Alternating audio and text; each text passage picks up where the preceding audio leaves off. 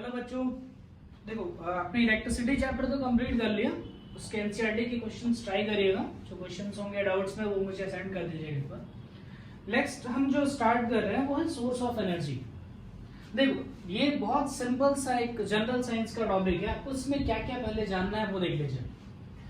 पहला ये है कि इस चैप्टर को पढ़ने की जरूरत ही क्या है, इस चैप्टर को हम स्टडी ही क्यों कर रहे हैं। तो चलो हम मोरबी की स्टडी करते हैं, एक बार जरा इसके बारे में सोचते हैं। मान लो अगर 50 साल पहले देखा जाए तो मोरबी में मुश्किल से आपको 10-12 इंडस्ट्रीज ऐसी ही कुछ मिली होंगी, 10 से 12 इंडस्ट्रीज रही होंगी मोरबी में, अगर हम यहाँ से 50 साल पहले देखते हैं तो।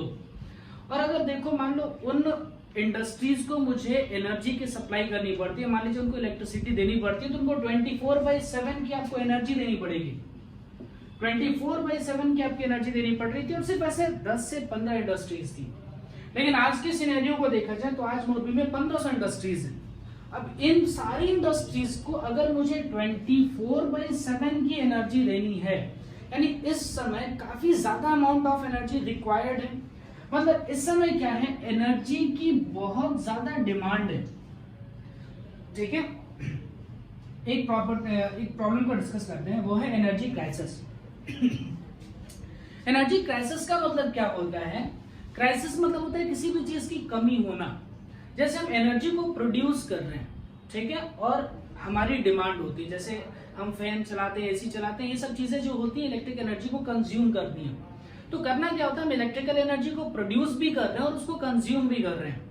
अगर मान लो कंजम्पशन बहुत ज्यादा है और प्रोडक्शन कम है तो क्या होगा, मान लीजिए आप प्रोड्यूस कर पा रहे हो 100 जूल की, लेकिन आपको चाहिए 1000 जूल, ठीक है, 1000 जूल की एनर्जी चाहिए और आप प्रोड्यूस कर पा रहे हो सिर्फ और सिर्फ 100 जूल। इसका मतलब क्या है, एनर्जी क्राइसिस है। क्राइसिस मतलब एनर्जी की डिमांड बहुत ज्यादा है लेकिन उसका प्रोडक्शन का रेट बहुत कम है। तो इस पूरे चैप्टर में आप ये पढ़ोगे कि नए नए तरीके क्या हैं जिससे आप एनर्जी को ऑब्टेन कर सकते हो, नए नए सोर्सेज क्या हैं जहां से हम एनर्जी को ऑब्टेन कर पाए। ठीक है, देखो इसमें टॉपिक, इसलिए ये टॉपिक पढ़ना जरूरी है। यहाँ पर डिमांड एंड सप्लाई की बात की जाएगी। देखो अगर सप्लाई जो है वो कम है और डिमांड बहुत ज्यादा है तो रेट बढ़ जाता है। जैसे मान लो किसी चीज को आप देखो, सोचो, मान लो कि किसी चीज का डिमांड बहुत ज्यादा हो रहा है कि ये चीज सभी को चाहिए। अब जैसे इस समय सैनिटाइजर की बात कर लो, सैनिटाइजर की डिमांड बहुत ज्यादा है लेकिन उसका प्रोडक्शन रेट जो था वो कम था, तो सैनिटाइजर की कॉस्टिंग बढ़ गई। ठीक है, तो डिमांड एंड सप्लाई की जो रूल्स होते हैं उसके अकॉर्डिंग जितना आप सप्लाई दे रहे हो उतना ही डिमांड होना चाहिए। मतलब डिमांड और सप्लाई दोनों आपस में इक्वल होने चाहिए। लेकिन अगर दोनों इक्वल ना हो पाए, डिमांड बहुत ज्यादा हो, सप्लाई बहुत कम है, तो इसको कहते हैं क्राइसिस। और हमारे जो इस समय हम जो मेन प्रॉब्लम फेस कर रहे हैं, वो मेन प्रॉब्लम हम फेस कर रहे हैं वो एनर्जी क्राइसिस की है। मतलब एनर्जी की कमी है हमारे पास, इसलिए हम नए नए रिसोर्सेज को ढूंढ रहे हैं जहां से एनर्जी को प्रोड्यूस किया जा सके, बनाया जा सके। तो एक पहला, सबसे पहली चीज क्या है, एनर्जी को बनाने के लिए हम किसका यूज करते हैं? तो यूज करते हैं फ्यूल का। फ्यूल क्या होते हैं? ऐसे सब्सटेंस होते हैं जो हीट एनर्जी को या फिर किसी भी एनर्जी को प्रोड्यूस कर पाते हैं। जैसे आप कोल को समझ लो, आप क्या करते हो, कोल को आप बर्न करते हो, जलाते हो, जलाने के बाद उससे क्या करते हैं, हीट और लाइट एनर्जी निकलती है। ठीक, ऐसे ही देख लो एनर्जी बहुत सी होंगी। जैसे मान लीजिए हम बात कर लेते हैं इलेक्ट्रिकल एनर्जी, उसमें भी क्या होता है भाई, कहीं ना कहीं से एनर्जी आती है, फिर उसको आप किसी वर्क में कन्वर्ट करते हो। तो मेनली इस फ्यूल की डेफिनेशन क्या लिखा गया है, एनी मटेरियल, कोई भी material that can be made to react. देखो एक्चुअल में क्या होता है, यहाँ पर कई बार ऐसा लिखा होता है कि ऐसी चीज है any material which produce heat and light on combustion. ठीक है, तो कंबशन का मतलब भी एक ही चीज होता है। अगर मैंने यहाँ पर लिखा है मेड टू रिएक्ट और वर्ड लिख रहा हूँ कंबशन, कंबशन मतलब होता है चीजों को जलाना। किसी भी चीज को जलाने का मतलब होता है रिएक्शन विद ऑक्सीजन। अब यहाँ पर मैंने लिखा है that can be made to react with. अब यहाँ पर आप चाहो तो कंबशन वर्ड यूज कर सकते हो, तो यहाँ पर लिखना पड़ेगा made to react with oxygen. Combustion या किसी चीज को जलाने का मतलब होता है उसको ऑक्सीजन के साथ में रिएक्ट कराना। ठीक है, तो इसलिए यहाँ पर लिखा है any material that can be made to react with other substance. ठीक, अब कंबशन अगर वर्ड यूज कर रहे तो फिर क्या लिखेंगे हम, any material that can be made to react with oxygen, क्योंकि वहां पर हम चीजों को जला रहे हैं। So that it releases energy. अब वो किसी भी टाइप की एनर्जी रिलीज कर रहा हूं, ठीक है, हीट भी हो सकती है, लाइट भी हो सकती है, किसी भी टाइप की वो एनर्जी को रिलीज कर रहा है और उस एनर्जी का यूज करके आप कोई काम कर रहे हैं, that energy is used for work, इसको कहते हैं हम फ्यूल। फ्यूल का मतलब आपको समझ में आ गया, जो किसी दूसरे सब्सटेंस के साथ रिएक्शन करे। जैसे हम मान लीजिए फ्यूल के लिए हम कहते हैं कार्बन एक फ्यूल है, तो कार्बन को जब ऑक्सीजन के साथ रिएक्शन कराओगे तो बनता है कार्बन डाइऑक्साइड। ऐसे ही बेटा हाइड्रोजन भी एक फ्यूल है, तो हाइड्रोजन को जब ऑक्सीजन के साथ रिएक्शन कराते हैं तो बनता है वाटर। ठीक है, तो देखो इसमें हम कर क्या रहे हैं, कोई भी सब्सटेंस है उसको किसी दूसरे केमिकल के साथ रिएक्ट करा रहे हैं और उसको रिएक्शन करने के बाद से एनर्जी मिल रही है, that energy can be used for any work, इसको कहते हैं हम एक फ्यूल। ठीक है, अच्छा एक बढ़िया फ्यूल कौन सा होगा, एक गुड फ्यूल कौन सा होगा, उसकी क्या क्या प्रॉपर्टी होनी चाहिए, तो चलो कुछ कुछ प्रॉपर्टी को डिस्कस करते हैं। पहली प्रॉपर्टी है और मोस्ट इंपॉर्टेंट ये होती है हाई कैलोरीफिक वैल्यू। एक्चुअल में देखो क्या होता है, कैलोरी जो होती है वो एनर्जी की यूनिट होती है।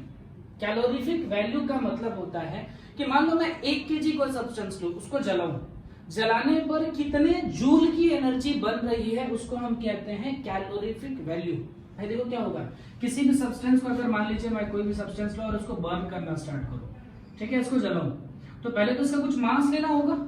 सपोज करो हमने इसका मास लिया 1 केजी, 1 केजी के मास को अगर मैं बर्न करूं और मान लीजिए इसमें 100 किलो जूल की एनर्जी बन रही है, तो उसकी कैलोरीफिक वैल्यू लिखोगे 100 किलो जूल पर किलोग्राम। मतलब 1 किलोग्राम सब्सटेंस को जलाने पर कितनी एनर्जी बन रही है उसको कहते हैं कैलोरीफिक वैल्यू। ऑब्वियस है कैलोरीफिक वैल्यू क्या होनी चाहिए, ज्यादा होनी चाहिए। इससे क्या होगा, आप कम फ्यूल रखे हो लेकिन उससे ज्यादा एनर्जी बनाई जा सकती है। जैसे एलपीजी को देख लो, जो लिक्विड पेट्रोलियम गैस हम घर में यूज करते हैं उसकी कैलोरीफिक वैल्यू ज्यादा होती है इन कंपेयर टू अगर हम वुड यूज करते हैं या फिर कोल यूज करते हैं, तो कोल और वुड की जो कैलोरीफिक वैल्यू होती है वो कम होती है। नेचुरल गैस की कैलोरीफिक वैल्यू ज्यादा होती है। ठीक है, तो पहली प्रॉपर्टी उसकी कैलोरीफिक वैल्यू हाई होनी चाहिए। कैलोरीफिक वैल्यू की डेफिनेशन कि 1 केजी सब्सटेंस को अगर मैं जलाऊं तो कितने जूल की एनर्जी बनती है, that is known as calorific value. Unit समझ में आ रही है, यूनिट इसका क्या होगा, किलो जूल पर केजी। ठीक, दूसरा देखो ये भी इंपॉर्टेंट है, लो कॉस्ट। लो कॉस्ट इसलिए होना चाहिए ताकि घर घर सब जगह उसको पहुंचाया जा सके, जो गरीब और पिछड़ा तबका है वो भी जो है इस फ्यूल को आराम से यूज कर सके। तो कॉस्टिंग को कम करने के लिए कई बार क्या होती है, गवर्नमेंट जो होती है वो एलपीजी पे सब्सिडी भी प्रोवाइड करती है, तो वो क्या करती है, सिर्फ कॉस्टिंग को रिड्यूस करती है। तीसरी चीज इजी टू ट्रांसपोर्ट। जब हमें उस फ्यूल को एक जगह से लेकर के दूसरे जगह जाना होता है, तो चलो अभी हम जो फ्यूल यूज कर रहे हैं वो क्या है, पेट्रोल है, डीजल है, गैस है, तो गैस को क्या करना होता है, आप सिलेंडर में भर देते हो और उसके बाद उसको उठाकर ट्रक पे लोड करके निकल जाते हैं। मतलब उसका ट्रांसपोर्टेशन क्या होना चाहिए, इजी होना चाहिए। ठीक है, ये 3 प्रॉपर्टीज हुई। नेक्स्ट प्रॉपर्टी ये है combustion should be controllable. Combustion जो होना चाहिए वो कंट्रोलेबल होना चाहिए। इसका एक मीनिंग समझाता हूं आपको। एक गैस होती है हाइड्रोजन, देखो बेटा हाइड्रोजन को जलाया तो जा ही सकता है लेकिन हम इसको फ्यूल की तरह यूज नहीं कर पाते। हाँ, इसको रॉकेट में यूज कर लेते हैं लेकिन इसको घर में हम फ्यूल की तरह यूज नहीं कर पाते। इसका एक रीजन है, क्योंकि जब हाइड्रोजन जलता है तो वो एक ब्लास्ट के साथ में जलता है। मतलब वहां पर जो रिएक्शन हो रही है, वो जो कंबशन हो रहा है वो आप कंट्रोल नहीं कर पा रहे। ठीक है, यानी यहां पर हम हाइड्रोजन को यूज नहीं कर पाते। Hydrogen can't be use as a fuel. हाँ, रॉकेट में यूज कर लेते हैं क्योंकि वहां पर चलो ब्लास्ट के साथ निकलेगा तो जितना फोर्स रहेगा उसके अकॉर्डिंग रॉकेट जो है एक्शन रिएक्शन पेयर से ऊपर जाते हैं, तो रॉकेट में हाइड्रोजन गैस का यूज कर लेते हैं। बट जनरल लाइफ में हम हाइड्रोजन गैस को एज अ फ्यूल यूज नहीं कर पाते हैं। सिंपल रीजन है क्योंकि उसका जो कंबशन होता है वो कंट्रोलेबल नहीं होता है, एक ब्लास्ट के साथ में जलता है। नेक्स्ट चीज है लेस पोल्यूशन। कम से कम पोल्यूशन क्रिएट करना चाहिए। कोई भी फ्यूल है जलाया जाए तो पोल्यूशन ना हो तो बेटर है। ठीक है, ओके, ये शायद आपने कभी पढ़ा होगा इग्निशन टेम्परेचर। देखो वर्ड को समझो, इग्निशन का मतलब होता है, इग्निशन एक वर्ड से बना इग्नाइट। इग्नाइट का मतलब होता है जलना। जैसे क्या होता है बेटा, आपने ऐसे बचपन में एक्सपेरिमेंट अगर किया हो, एक पेपर रख दिया जाए और सन की लाइट रेज को एक लेंस के साथ फोकस कर दें, तो कुछ टाइम के बाद वो पेपर जलने लगता है। तो होता है क्या, जो लाइट रेज आती हैं वो लाइट रेज पेपर पे पड़ती हैं और पेपर पे पड़ने के बाद वहां का टेम्परेचर बढ़ने लगता है। एक ऐसा टेम्परेचर जिसके बाद चीजें जलने लगे, एक ऐसा टेम्परेचर जिसके बाद चीजें जलना स्टार्ट हो जाएं, that temperature is known as ignition temperature. The temperature required for ignition, ignite होने के लिए जो टेम्परेचर जरूरी है उसको कहते हैं इग्निशन टेम्परेचर। अब तुम जरा सोचो कि वो इग्निशन टेम्परेचर कम होना चाहिए, ज्यादा होना चाहिए या मॉडरेट होनी चाहिए। अब जरा सोचते हैं, चलो इसके बारे में सोचो। अगर लेस है, मान लीजिए रूम का टेम्परेचर है 27 डिग्री सेल्सियस सपोज करते हैं, और इग्निशन टेम्परेचर है मान लो 26, मतलब 26 डिग्री सेल्सियस पे वो फ्यूल अपने आप जलने लगेगा। और रूम का टेम्परेचर कितना है 27, मतलब आप कुछ ना करो, रूम में रखी रहो चुपचाप, तो भी उसमें आग लग जाएगी। मतलब ये केस तो बिल्कुल नहीं होना चाहिए कि उसका इग्निशन टेम्परेचर रूम टेम्परेचर से कम हो। ओके, चलो हाई अगर सोचते हैं, आप क्या करो, माचिस के दिले ऐसे लगा करके रखे रहो, जला करके आप जलेगा, आप जलेगा, आप जलेगा, 5-6 घंटे के बाद वो फ्यूल स्टार्ट होता है। तो वैसा भी नहीं चाहिए कि बहुत हाई इग्निशन टेम्परेचर है। तो इग्निशन टेम्परेचर आपका होना कैसा चाहिए, मॉडरेट इग्निशन टेम्परेचर होना चाहिए। ठीक है, तो इसके एक स्क्रीनशॉट ले लीजिए, फिर आगे बढ़ते हैं हम। इसको जरा चेक करते हैं। इसमें हमें क्या जानना है कि ये जो रिसोर्सेज है हमारे पास, उसको अगर हम कैटेगराइज करना चाहें तो हम किस तरीके से कैटेगराइजेशन ले सकते हैं। तो पहले ऐसी कैटेगरी बनाते हैं, कन्वेंशनल और नॉन कन्वेंशनल रिसोर्सेज। कन्वेंशन का मतलब क्या होता है, जो चीजें बहुत पहले से हम यूज करते आ रहे हैं। जैसे सोचो दिवाली के टाइम पे क्या होता है, दिए जलाते हैं हम, दिवाली के टाइम पे ऐसे पटाखे वटाखे जलाते रहते हैं। तो वो सारी चीजें क्या है हमारी कन्वेंशन में आती है कि हम ये बहुत पहले से करते आ रहे हैं कि दिवाली के टाइम पे दिए जलाना है प्रभु श्री राम के लिए। तो वो एक कन्वेंशन बन गया, मतलब जो बहुत पहले से यूज होता आ रहा है उसको कहते हैं कन्वेंशन। तो देखो कन्वेंशनल सोर्सेज का मतलब होता है ऐसे sources which are being used for a long time, जिसको हम बहुत पहले से यूज करते आ रहे हैं। ठीक है, ऐसे रिसोर्सेज को हम क्या कहते हैं, कन्वेंशनल सोर्सेज। ठीक, अच्छा इसके लिए क्या क्या चीजें जरूरी है, इसकी कुछ प्रॉपर्टीज का ध्यान रखना है। कन्वेंशनल रिसोर्सेज जो है ये बहुत पहले डिस्कवर हुई थी। पहले जब डिस्कवर हुई थी तो जैसे एक आप समझ होगे उसमें पढ़ सकते हो, हिस्ट्री में आपने पढ़ा होगा कि क्या हुआ था, एक इंडस्ट्रियल एज आया था। मतलब क्या होता है कि उसमें सारी चीजें जो हुई थी इंडस्ट्री बेस हो गई थी, वहां पे मैन पावर को हटा करके मशीन से रिप्लेस करना स्टार्ट कर दिए थे। तो वहां पे क्या होता था कि आपको मशीन को कंटिन्यूअस एनर्जी की सप्लाई देनी पड़ती थी। तो हमने क्या किया था, बहुत लार्ज अमाउंट में हमने कोल निकाले थे, पेट्रोलियम निकाले थे और उसको यूज किया था।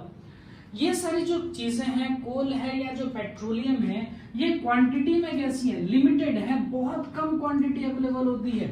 ठीक है, अब होता है क्या, एक्चुअल में आप कहो कि सर ऐसा थोड़ी होता है, कोल जो होता है वो तो कंटिन्यूअस प्रोसेस में बनता ही रहता है। अर्थ के अगर अंदर चला गया कोई प्लांट है, एनिमल्स है, तो वो धीरे धीरे कोल में कन्वर्ट हो जाता है। लेकिन जिस रेट से हम उसका कंजम्पशन कर रहे हैं, जिस रेट से हम उसको खत्म कर रहे हैं और जिस रेट से उसका प्रोडक्शन हो रहा है, दोनों में बहुत डिफरेंस है। कोल बनने में मिलियंस ऑफ ईयर लगते हैं और उसको निकाल के जलाने में मुश्किल से 2 या 3 घंटे लगते हैं। ठीक है, इसलिए हम कह रहे हैं कि वो लिमिटेड क्वांटिटी में। और जो सेकंड पॉइंट हम लिख रहे हैं, थर्ड पॉइंट ये है, they can not be generated at the speed which can sustain it's consumption. मतलब वो इतनी फास्ट स्पीड से प्रोड्यूस नहीं किए जा सकते जितने स्पीड से हम उसका कंजम्पशन कर रहे हैं।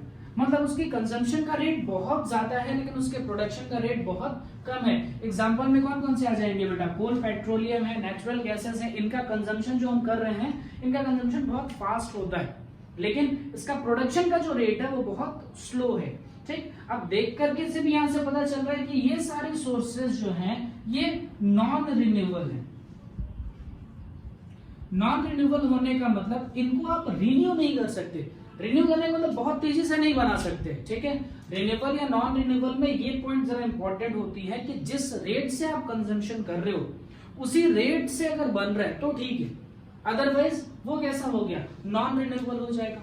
ठीक है, कोल या पेट्रोलियम बनते रहते हैं, कंटिन्यूअस प्रोसेस है बनने का, लेकिन जिस रेट से बन रहे हैं और जिस रेट से हम कंज्यूम कर रहे हैं, दोनों में जमीन आसमान का डिफरेंस है। कंजम्पशन रेट बहुत फास्ट है और उसके प्रोडक्शन का जो रेट है बहुत स्लो है। ठीक है, चलो नेक्स्ट जो हम पॉइंट समझते हैं वो है non conventional resources. Non conventional resources का मतलब होता है इसको जो नेचर है बहुत फास्ट प्रोसेस में बनाती है, उसको नेचर कंटिन्यूअस बनाते रहती है। देखो, which are continuously replenished by the nature, उस नेचर उसको फटाफट बना रही है। ठीक, एग्जांपल्स में आप सोच सकते हो जैसे विंड है, आप छत पे चले जाओ, हवा कंटिन्यूअस चलती रहेगी। ठीक है, वो रुकती नहीं है, आप उसको यूज करिए। जैसे आप क्या कर सकते हो, मैं एक छोटा सा एग्जांपल देता हूँ। आप वो देखिए होंगे कभी फेस्ट हाउस में जाओ, किसी मेले में जाओ, तो वो एक ऐसा खिलौना टाइप का मिलता है, ऐसे छतरी लगी हुई होती है, उसके अंदर ऐसे पेपर से कुछ चीज ऐसे लगाए होते हैं, डंडा लगा होता है। जैसे आप उसको एयर के सामने रखते हो वो गोल गोल घूमने लगते हैं। ठीक है, मतलब उसको घूमने का मतलब कौन सी एनर्जी है, काइनेटिक एनर्जी है। तो उसकी काइनेटिक एनर्जी मिल कहां से रही है? तो एयर की वजह से। तो एयर तो कभी बंद होने वाली नहीं है, वो कंटिन्यूअस प्रोसेस है, चलती रहेगी, नेचर उसको प्रोड्यूस करते रहती है। मतलब नॉन कन्वेंशनल रिसोर्सेज, मतलब इसको हमने रिसेंटली यूज करना स्टार्ट किया। अब रिसेंटली यूज करना स्टार्ट किया तो हमने बहुत सारी चीजों का ध्यान रखा कि जिस रेट से हम उसको यूज कर रहे हैं उसी रेट से प्रोडक्शन भी होना चाहिए। ना तो ऐसा होगा कि भाई हम 4-5 दिन की एनर्जी को यूज कर रहे हैं और 2 घंटे में खत्म हो जा रही है। 4-5 दिन हमने एनर्जी बनाया और 2 घंटे में खत्म हो गई, ऐसा नहीं चाहिए। होना क्या चाहिए कि जिस रेट से हम एनर्जी को बना रहे हैं उसी रेट से एनर्जी का कंजम्पशन होना चाहिए। ये हमने अभी रिसेंटली यूज करना स्टार्ट किया है non conventional resources. Conventional resources बहुत पहले से यूज होते आ रहे हैं, नॉन कन्वेंशनल जो रिसोर्सेज है वो हमने रिसेंटली स्टार्ट किया है। नॉन रिन्यूएबल मतलब जिसका कंजम्पशन रेट बहुत फास्ट है लेकिन प्रोडक्शन रेट कम है। रिन्यूएबल क्या होते हैं? रिन्यूएबल वो होते हैं बेटा जिसका प्रोडक्शन रेट भी फास्ट है, भले आप कंज्यूम कैसे भी करिए, प्रोडक्शन रेट क्या होना चाहिए? फास्ट होना चाहिए। अब अगर प्रोडक्शन रेट फास्ट है तो ऑब्वियस आप उसको जल्दी खत्म नहीं कर पाएंगे, मतलब ये सेकंड पॉइंट क्लियर होता है, उसको आप एग्जॉस्ट इजीली नहीं कर सकते, ठीक है। और इसको हम किस नाम से भी जानेंगे? Renewable energy. अब देखो इसके एग्जांपल्स में कौन कौन सा है? Wind, solar. सन की एनर्जी तो कंटिन्यूअस आती रहेगी ना, आप क्या करते हो? सोलर पैनल लगा देते हो या वाटर हीटिंग के लिए सोलर लगे होते हैं, वो वाटर को कंटिन्यूअस गर्म कर ही रहे होते हैं और वो बंद होने वाली नहीं है। ये हम आगे जाकर के पढ़ेंगे, इसी चैप्टर में हम geothermal, tidal, nuclear power plant, इन सभी चीजों को भी डिस्कस करेंगे, ठीक है। वो सारे कैसे रिसोर्सेज हैं? नॉन कन्वेंशनल रिसोर्सेज है। तो इसका एक स्क्रीनशॉट ले लीजिए, आगे चलते हैं। कन्वेंशनल सोर्स ऑफ एनर्जी में हम पहला पार्ट स्टडी करने जा रहे हैं, that is thermal power plant. Actual में कन्वेंशनल सोर्स ऑफ एनर्जी क्या क्या एग्जांपल एक लिखा था, कोल, ठीक है। तो होता क्या है, थर्मल पावर प्लांट जो होते हैं उसमें कोल को जलाया जाता है। कोल को जलाने से जो हीट एनर्जी बनती है उस हीट एनर्जी को उठा करके हम इलेक्ट्रिकल एनर्जी में कन्वर्ट करते हैं। मतलब हम कह सकते हैं कि थर्मल पावर प्लांट एक्चुअल में करता क्या है? तो thermal power plant heat energy को इलेक्ट्रिकल एनर्जी में कन्वर्ट करता है, ठीक है। ये इलेक्ट्रिकल एनर्जी में कन्वर्ट कर लिया। अच्छा, इस टॉपिक को पढ़ने से पहले थोड़ा सा एक वर्ड सीखना होगा, डायनमो, जनरेटर, टरबाइन, ये थोड़े वर्ड्स हैं उसको सीखने होंगे। देखो जनरेटर होता क्या है? एक्चुअल में जनरेटर का जो पार्ट है इसमें क्या होता है कि आपको इस तरीके से 2 मैग्नेट्स लगे हुए होते हैं, नॉर्थ एंड साउथ पोल के, ऐसे 2 मैग्नेट्स लगे हैं और यहां पर क्या होता है, एक कॉइल को हम गोल गोल घुमाते हैं, ठीक। तो जैसे ही आप इस कॉइल को गोल गोल घुमाना स्टार्ट करते हो उसमें करंट बन जाती है। एक्चुअल में ये चैप्टर नंबर 13 में हम बहुत डीप में स्टडी करेंगे जनरेटर्स के बारे में। अभी बस इतना समझो कि जनरेटर में नॉर्थ साउथ पोल ऐसे लगे होते हैं और उसके बीच में एक कॉइल होती है, उस कॉइल को घुमाने से इलेक्ट्रिसिटी बन जाती है। यानी इस चैप्टर में पूरी चीज में आपको करना है कि आपको चीजों को घुमाना है, जैसी चीजें घूमने लगेगी उससे इलेक्ट्रिसिटी बन जाती है, ठीक है। अगर पुराने जनरेटर्स तुमने देखे होंगे तो पुराने जनरेटर्स में क्या होता था, एक बड़ी सी व्हील होती थी, जैसे उस जनरेटर का हैंडल लगा के स्टार्ट करना होता था, तो जब उसका आप स्टार्ट करते थे तो व्हील गोल गोल घूमने लगती थी, ठीक है। उस व्हील के घूमने की वजह से इलेक्ट्रिसिटी जनरेट होती थी। ऐसे भी सोच सकते हो आप, एक और तरीका है, गाड़ी में एसी लगी हुई होती है, एसी को तो चलने के लिए इलेक्ट्रिकल एनर्जी चाहिए, वो फ्यूल पे थोड़ी चलेगी। तो इलेक्ट्रिकल एनर्जी कैसे प्रोड्यूस की जाती होगी एक कार के अंदर? कार के अंदर बहुत सारे इलेक्ट्रिकल इक्विपमेंट्स लगे होते हैं, तो उसमें क्या होता है, जो कार का इंजन होता है उस कार के इंजन के साथ ऐसी कॉइल जोड़ दी जाती है। तो जब इंजन गोल गोल घूमना स्टार्ट करता है तो ये कॉइल भी ऐसे गोल गोल घूमना स्टार्ट करती है और इलेक्ट्रिसिटी जनरेट हो जाती है। कुल मिलाकर के आपको इतना समझना है कि जनरेटर कैसे काम करता है। तो जनरेटर के अंदर एक कॉइल को घुमाया जाता है तो इलेक्ट्रिसिटी बन जाती है। यानी कोई भी चीज अगर घूमना स्टार्ट कर दे तो उससे इलेक्ट्रिसिटी बन जाएगी। देखो अब करना क्या है, घुमाने के लिए सबसे अच्छा तरीका क्या है, आप एक फैन ले लीजिए, ठीक है। एक फैन को ऐसे फूंक मारो तो हवा से वो गोल गोल घूमेगा। उस फैन को ले लो और ऊपर से पानी गिराओ, जैसे पानी गिराओगे तो पानी गिरने की वजह से वो ऐसे गोल गोल घूमना स्टार्ट हो जाएगा। या क्या करो, बहुत हाई प्रेशर से स्टीम दो इसके ऊपर, तो स्टीम की वजह से गोल गोल घूमना स्टार्ट हो जाएगा। मतलब एक फैन ले लो, उस फैन को हमें गोल घुमाना है, ठीक है। इस फैन को ऐसे गोल गोल हमें घुमाना है, तो कैसे घुमा सकते हैं हम? क्या करें, इसके पीछे के क्या क्या कॉन्सेप्ट्स को यूज कर सकते हैं। देखो हम क्या करें, इस पे हवा डाल दें, ऐसे जैसे हवा मारोगे गोल गोल घूमने लगेगा। या फिर एक काम करो, ऊपर से पानी गिरा दो, ऐसे पानी गिरा उसके ब्लेड पे, तो जैसे ही ब्लेड्स पे पानी गिराओगे ब्लेड्स टर्न होना स्टार्ट हो जाएंगे। या फिर एक काम कर सकते हो, एकदम हाई प्रेशर से स्टीम ला करके दो उसके ऊपर, तो भी गोल गोल घूमना स्टार्ट हो जाएगा। ठीक है, देखो क्या करना है इसमें, टॉपिक को अच्छे से समझो। एक होता है बॉयलर, इसको हम कहते हैं, ये जो हमने ऐसा स्ट्रक्चर बनाया ऐसा, इसको कहते हैं बॉयलर। ठीक है, बॉयलर में क्या किया जाता है, नीचे से हम गैस की या कोल की सप्लाई करते हैं और उसको जलाते हैं, नीचे गैस को या कोल को जला रहे हैं। ठीक, और इस कंटेनर के अंदर भरा होता है पानी। तो जैसे यहां से हीट एनर्जी मिलेगी, ये जो पानी है ये बॉयल होना स्टार्ट हो जाएगा और बॉयल होकर के किस में कन्वर्ट हो जाएगा, स्टीम में। ठीक है, अब ये स्टीम को हम बाहर निकालते हैं। ठीक, और देखो यहाँ पर एक हमने ऐसा नोजल बनाया है, क्लोज्ड नोजल बनाया है। नोजल बनाने से चीजें जो होती है वो हाई प्रेशर में निकलती है। जैसे पानी का पाइप है, आप उसके एंड्स को दबा दो तो प्रेशर कितना ऐसा बढ़ जाता है, पानी का प्रेशर बहुत तेजी से निकलता है। तो यहाँ पर भी ऐसे ही क्या होगा, बहुत हाई प्रेशर से स्टीम निकलना स्टार्ट होगी और वो स्टीम जो है ये टरबाइन के जो फैन होंगे, जो ब्लेड होगा, उस टरबाइन के ब्लेड्स पे टकराएगा और टकराने के बाद वो टरबाइन को गोल गोल घुमाना स्टार्ट कर देगा। ठीक है, अब इसी टरबाइन को क्या कीजिए, यहाँ पर मोटर के इसी टरबाइन को ये जनरेटर के साथ में से कनेक्ट कर दो। क्या सिखाया था कि किसी भी चीज के रोटेट होते ही उससे इलेक्ट्रिसिटी बन जाती है। तो मैंने टरबाइन लिया, जनरेटर में कनेक्ट किया, उसका एक साइड जनरेटर में कनेक्ट किया, तो जैसे ही टरबाइन गोल गोल घूमेगा अंदर जनरेटर भी घूमना स्टार्ट हो जाएगा और जनरेटर अगर घूमना स्टार्ट होगा तो वो क्या जनरेट कर लेगा, इलेक्ट्रिसिटी। ठीक है, इतनी बात समझ में आई। फिर इस स्टीम को लिया जाता है, यहाँ पर स्टीम को कंडेंस करते हैं। तो कंडेंस करने का मतलब क्या होता है, आपने पहले भी ये केमिस्ट्री में देखा होगा कैसे कंडेंस किया जाता है। तो एक पाइप आती है, ठीक है, उसके ऊपर कोल्ड वाटर गिराते हैं, तो जैसे कोल्ड वाटर गिराते हैं उसके अंदर का जो स्टीम होता है वो कंडेंस होकर के वाटर में कन्वर्ट हो जाता है। इसके बाद से वाटर का लॉस नहीं होना चाहिए, तो क्या किया जाता है, इसी कंडेंस वाटर को वापस पंप करके ऊपर अंदर डाल दिया जाता है। देखो पानी बॉईल हुआ, स्टीम में कन्वर्ट हुआ, स्टीम आके टरबाइन पे गिरी और हाई प्रेशर से गिरी तो टरबाइन गोल गोल घूमने लगा। उसके बाद टरबाइन के घूमने से, टरबाइन को हमने किससे कनेक्ट किया, जनरेटर से, तो टरबाइन के घूमने से क्या स्टार्ट हो गया, जनरेटर। जैसे ही जनरेटर स्टार्ट हुआ इलेक्ट्रिसिटी को जनरेट करना स्टार्ट कर दिया। ठीक है, अब इसी स्टीम को उठा करके हमने वापस से कंडेंस किया, कंडेंस करके उठा के वापस से पंप से इसमें डाल दिया। मतलब वाटर इसके अंदर ही सर्कुलेट होता रहेगा, तो कोई वाटर वेस्टेज नहीं है। ठीक है, हाँ, ऐसी कंट्रीज जहां पर वाटर की प्रॉब्लम होती है, एक्चुअल में क्या है, बॉइल्ड वाटर है, तो बॉइल्ड वाटर मतलब क्या हो गया, वो सेफ हो गया ना ड्रिंकिंग के लिए भी। तो इसमें क्या होता है, ये वाटर को हम वो लोग यूज भी कर लेते हैं, यहाँ से कंडेंस वाटर कर लेते हैं और कंडेंस वाटर को यूज करते आते हैं। मतलब खराब पानी डालते हैं, थोड़ा सा खराब पानी इसमें डालते हैं और अच्छा पानी यहाँ से निकाल लेते हैं, तो उनका दो प्रोसेस एक साथ में कंप्लीट हो जाता है। ठीक है, देखो अब इसके थोड़े से डिसएडवांटेज को डिस्कस कर लेते हैं कि इसकी प्रॉब्लम्स क्या है। तो पहली प्रॉब्लम समझ में आती है कि हम कोल को जला रहे हैं, किसी भी चीज को जलाओगे तो कुछ गैसेस निकलती हैं, मतलब ये एयर पोल्यूशन के लिए रिस्पॉन्सिबल होगा। ये सारी गैसेस निकल रही हैं तो इससे क्या होगा, एयर पोल्यूशन होगा। दूसरी चीज है, यहाँ पर सॉलिड हम जलाते हैं, जैसे कोल जलाते हैं, तो कोल को जलाते हैं तो कोल कहीं ना कहीं से लेके आना पड़ेगा ना। जैसे हम बात कर रहे हैं गुजरात में, ठीक है, और कोल का जो प्रोडक्शन हो रहा है वो कहाँ होता है, बिहार में होता है।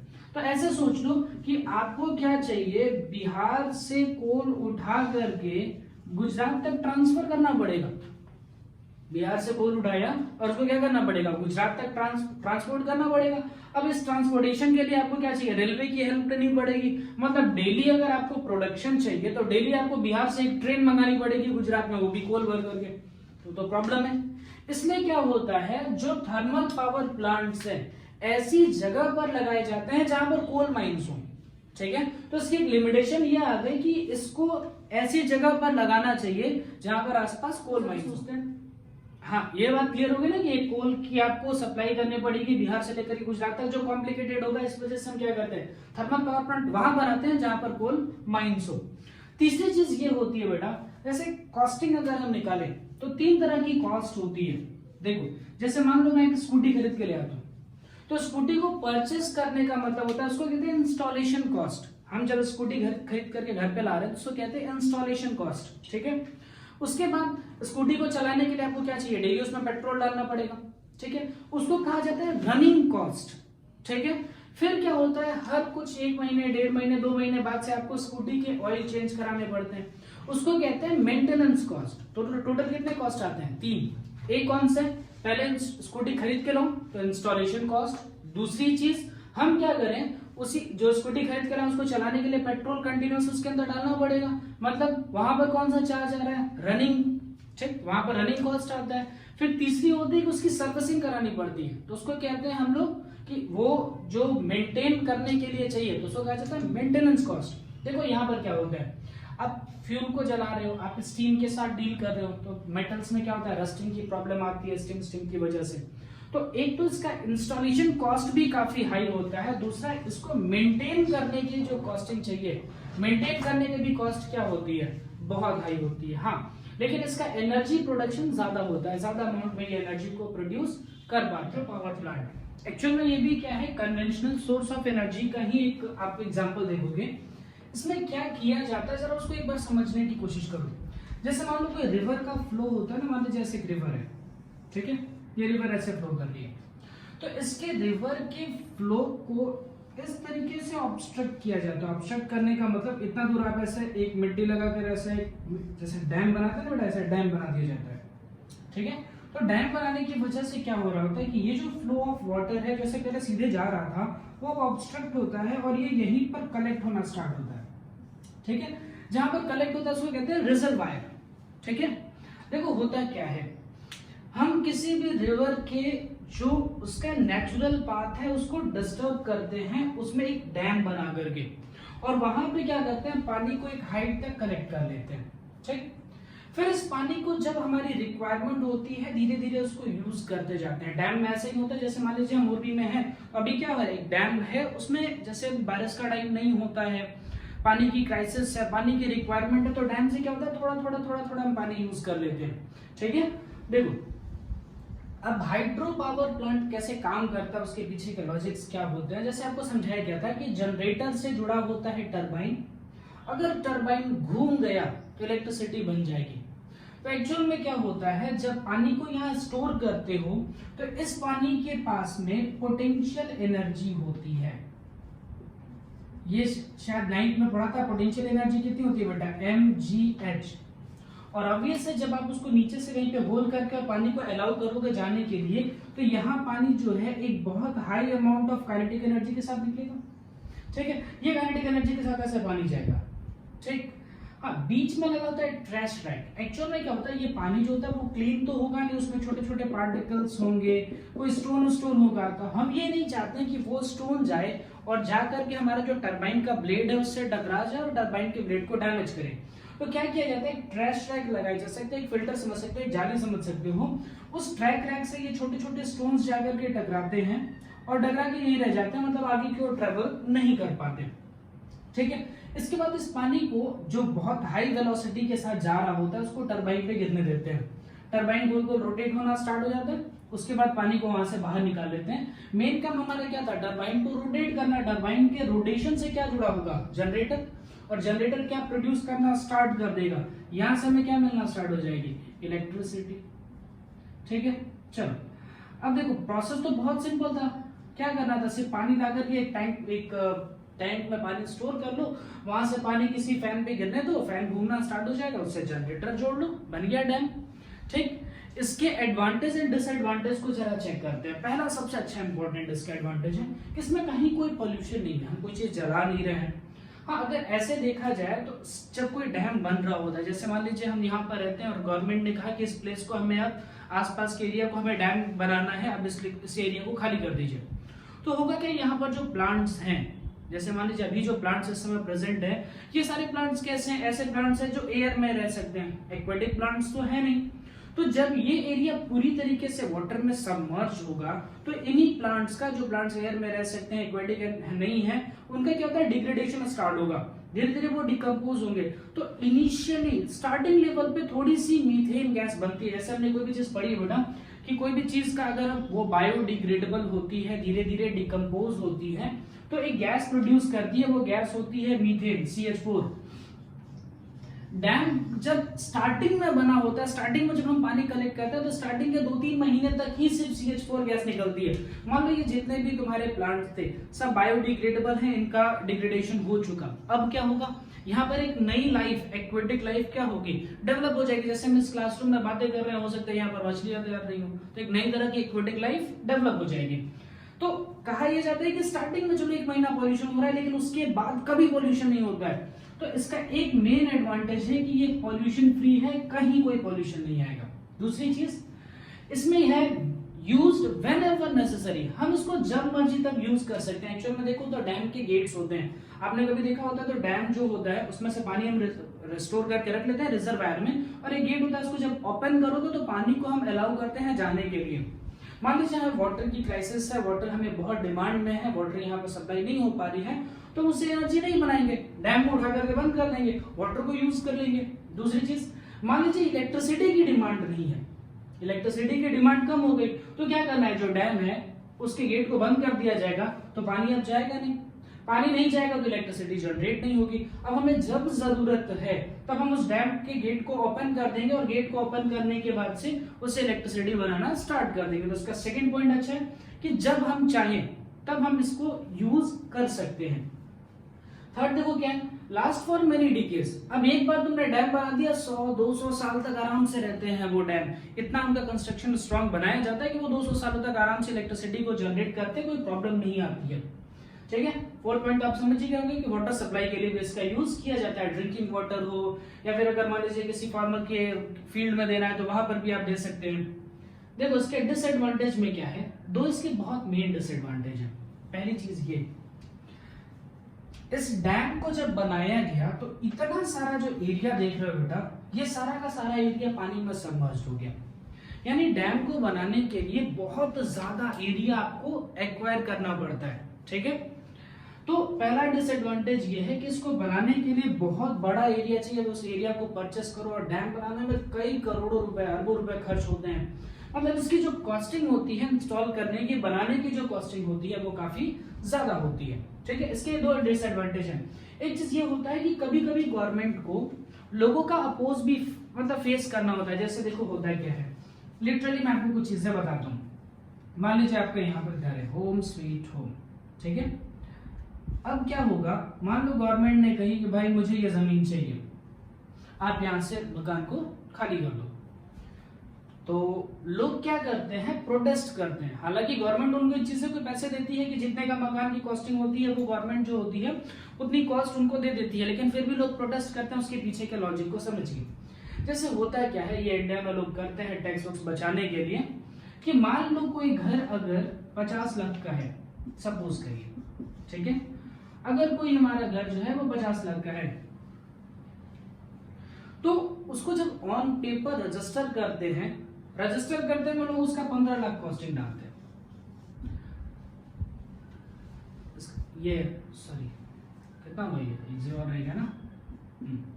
मान लीजिए 50 लाख का घर है तो उसको 15 लाख की कॉस्टिंग में डालेंगे। तो होता है क्या है, जब गवर्नमेंट आपसे पूछती है कि घर कितने का है, आपने एक्चुअल प्राइसिंग कितनी दी थी उसकी 50 लाख रुपए, लेकिन पेपर में कितना दिखाया 15 लाख रुपए, तो गवर्नमेंट करेगी कि ये लीजिए भाई 15 लाख रुपए लीजिए, और आपने इतने में घर खरीदा था, अब इस घर को छोड़ करके चले जाइए। तो ऑब्वियस है लोग क्या करेंगे, प्रोटेस्ट करेंगे। ये चीज एक होती है जिस वजह से क्या होता है, गवर्नमेंट अगर उनको उनके घर का पैसा देते भी है तो भी लोग प्रोटेस्ट करते हैं। ठीक है, प्रोटेस्ट करते हैं और खुद को वहां से रीलोकेट होने नहीं देना चाहते हैं। ठीक, कुछ इमोशनल टर्म्स भी होते हैं कि हमारे भाई घर खानदान की संपत्ति है, पैतृक संपत्ति है, तो हम क्यों छोड़े। तो इस वजह से यहाँ से लोगों को रीलोकेट करने के लिए कई बार थोड़े से फोर्स का भी यूज किया जाता है गवर्नमेंट की तरफ से, उनको पैसा देकर के जबरदस्ती हटाना पड़ता है। ठीक है, तो ये इसके एडवांटेज एंड डिसएडवांटेज हैं, इसे नोट कर लीजिए, स्क्रीनशॉट ले लीजिए। जो हमारा है वो है, एक्चुअली मैं इसको जनरल लैंग्वेज में अगर बोला जाए, कहीं गांव में बोला जाता है तो उसको कहा जाता है गोबर गैस प्लांट। हम जो बोलेंगे वो कहेंगे बायोगैस प्लांट। एक्चुअली में क्या होता है, जैसे देखो मैंने तुम्हें डैम बताया था, तो डैम में ये चीज समझाई कि क्या होता है जब कोई भी बायोडिग्रेडेबल चीज जो होती है वो उसका डिग्रेडेशन स्टार्ट होता है तो एक गैस रिलीज होती है, दैट गैस इज मीथेन। ठीक है, अब उसी प्रॉपर्टी का यूज करके हम लोग अब एक नए तरह के पावर प्लांट के बारे में पढ़ेंगे जिसको कहा जाता है बायोगैस प्लांट। एक्चुअल में क्या होता है, जो भी बायोडिग्रेडेबल चीजें होती हैं उनको क्या किया जाता है, काउ डंग के मतलब काउ डंग के साथ में और वाटर के साथ मिक्स करके एक पेस्ट जैसा स्ट्रक्चर बनाते हैं। ठीक है, उस पेस्ट को कहा जाता है स्लरी। ठीक, ये जैसे दिखा है डोम जैसा स्ट्रक्चर है थोड़ा सा। ठीक, इस साइड से जो स्लरी होती है वो डाला जाता है, तो इसको कहते हैं इनलेट। इस साइड से स्लरी अंदर डाली जाती है। ठीक, इस बड़े से जो डोम बना है, इस डोम को कहा जाता है डाइजेस्टर।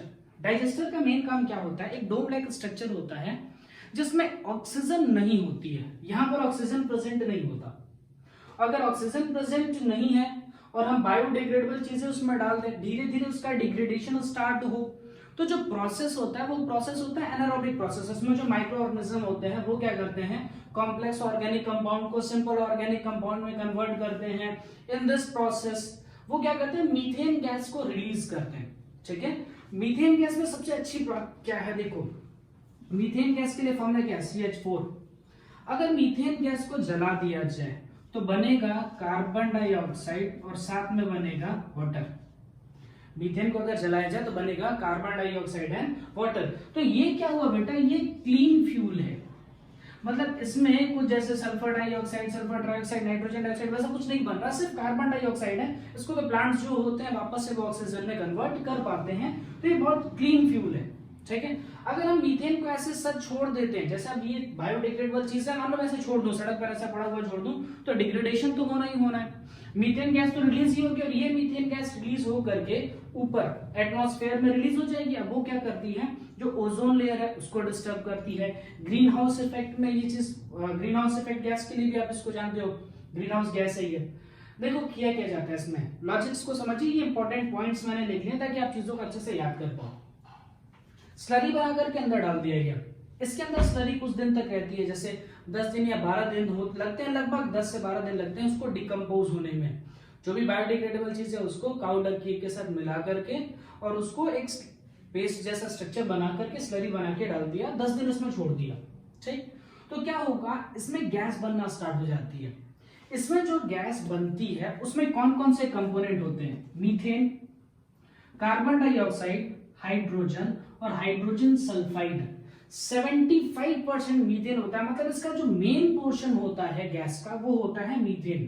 ठीक है, और देखो ऊपर जैसे आउटलेट के लिए ऐसे एक जगह बना रखी है मैंने, यहां से गैस को वापस वहां से कलेक्ट किया जा सकता है और उस गैस को जब भी हमें जरूरत होती है, व्हेनेवर इट इज नेसेसरी, हम उसको यूज करेंगे। देखो फिर क्या होता है, ये जो बायोडिग्रेडेबल चीजें अंदर पड़ी रही, जब इनका डिग्रेडेशन स्टार्ट होगा, प्रोसेस याद रहे बेटा, प्रोसेस जो होगा वो एनारोबिक प्रोसेस होगा।